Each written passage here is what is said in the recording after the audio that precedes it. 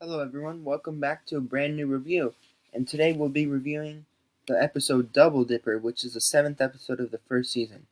We're making great progress. Alright, let's get started. This episode begins with Stan, Seuss, and Wendy setting up for a party at the Mystery Shack as a means of raking in money. Dipper and Mabel, I don't know what raking means. Oh, like raking in money. Okay, now I get it. Dipper and Mabel pretend to barf on each other using silly string, and Wendy eventually joins in. Annoyed, Stan tells him to stop wasting the party supplies, takes the silly string away, and then tells Dipper and Mabel to make copies of the flyers for the party. They decide to head towards the copy store, but Stan tells them to save trouble by using the copy machine that he had somewhat repaired. While Dipper and Mabel attempt to figure out how the copier works, they discover that the copy machine can reanimate copied human bodies and body parts back to life, but the copies can be disintegrated with any liquid, but in this episode they were only disintegrated by water and soda. After making copies of the flyers, Stan tells Wendy and Mabel to work the ticket stand, but Dipper volunteers to take Mabel's place, because Mabel wants to attend the party to make new friends. Dipper promises Stan that he will not leave the sand. That kind of rhymes, I guess. A little bit sand, not leave the sand. Get it? As Dipper puts on a bow tie in his room, the uniform for working at the ticket stand, Mabel teases him for liking Wendy. Due to the taunting, Dipper reveals his complicated step-by-step list to woo Wendy. He says the last step is to ask her to dance with him. Dipper daydreams that he and Wendy will dance on a classy dance floor with Suits in the background playing a trombone. Mabel says that he's making the situation overcomplicated, but Dipper simply ignores her. Afterwards, at the ticket stand, Dipper awkwardly tries to make conversation with Wendy, which he fails to accomplish. Meanwhile, at the party, Mabel meets Brenda and Candy Chio, who she befriends quickly. Seuss, serving as the DJ for the party, makes a competition that whoever parties the hardest will win a crown. Mabel competes against Pacifica Northwest, the meanest, most popular girl in Gravity Falls, to stick up for her new friends. Meanwhile, Wendy joins the party, which is getting hyped up, and leaves Dipper alone.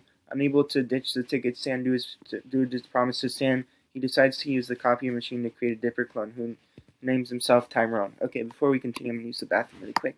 I'll be right back. I'm going to pause this. Just a second. I'll be right back.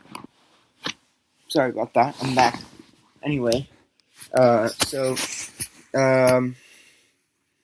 he creates a Dipper clone who names himself Tyrone. They decide that Tyrone will manage the ticket stand while Dipper hangs out with Wendy. Unfortunately, Robbie is there with Wendy. Dipper and Tyrone plan to create 2 more copies to take Robbie's bike so he'll run after it and leave Wendy with Dipper. As the slow song plays, Dipper is urged by Mabel and asking Wendy to dance. Dipper panics, and as a result, he covers Mabel's mouth so she doesn't tell Wendy what she would have said. Upstairs, he and Tyrone decide there are too many variables. Due to all the things that can go wrong, he makes more clones, including a faulty paper jam Dipper. As everything is prepared, Dipper runs into Wendy, waiting for the bathroom and talk like normal people, but they reveal some secrets such as Wendy looking like a dork and Dipper's birthmark. Once Wendy can use the bathroom, all the Dipper clones assault the real Dipper for not obeying the list and lock him in the closet, but he escapes and eventually leads to a big clone fight. Dipper eventually melts them all except for Tyrone. They both see Wendy with Robbie stop fighting, realize that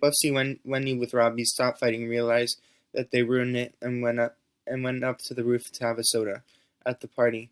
By scaring and bribing the other guests. Pacifica wins the crown, then Mabel apologizes to her new friends that she didn't win and says she understands if they would rather go with Pacifica and the rest of the party to Pacifica's boat.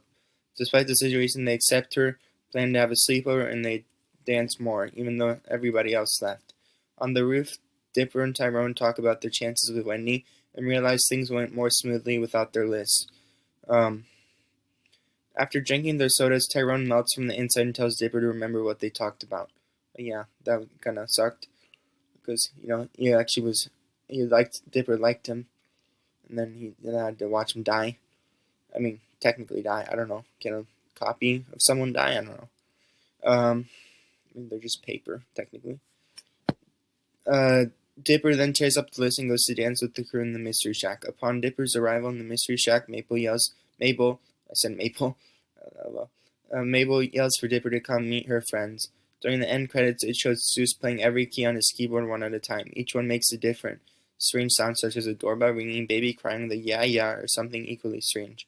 When he hits the last one, thunder sounds, the thunder being the one that he meant to push at the very beginning. Seuss then smiles at him and finally found the sound effect he was looking for. That was Double Dipper. I gotta say, this has been one of my favorite episodes of not only season 1, but of the whole series. I'd definitely give it a 5 out of 5. It was a great episode. So we finally reached like some really good episodes. And I think, let's see if the next one will be good. Irrational Treasure? Not as good. But still good, just not as good.